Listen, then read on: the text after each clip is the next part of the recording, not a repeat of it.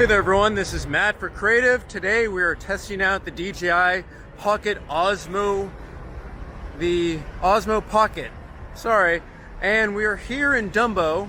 We're here in the snow, so we're going to be testing out how the water resistance is because it's not a GoPro. It has a 3-axis gimbal on the top here, which could be really susceptible to moisture.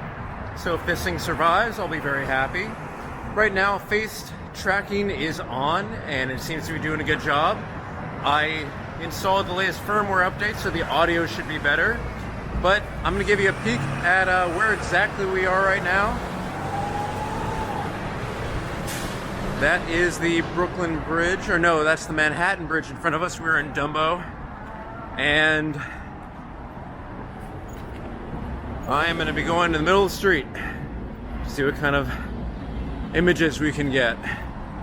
It's always the best thing when it's snowing here in Brooklyn and New York City. It's my favorite time. But I do worry about this camera in the snow. For the rain, definitely 100% would not use it. But in the snow, it's a possibility. So right now, I'm on this cobblestone here. It's not the smoothest or flattest surface, but you know, we'll see how this goes.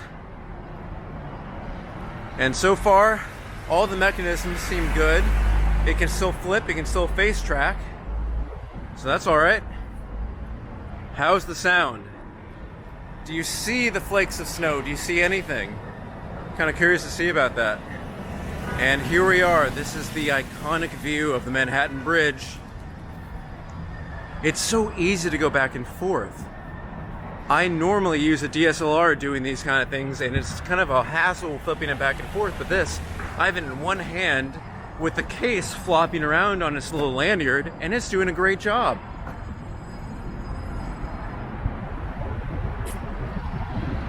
This is pretty good. I'm gonna see how this looks when I transfer it to my iPhone and play around in iMovie, but so far so good.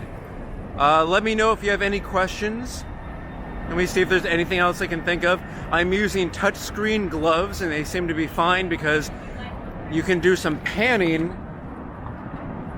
on the screen, and it's extremely convenient. You can do a extremely fast pan to a very smooth and slow pan, and I think it's great.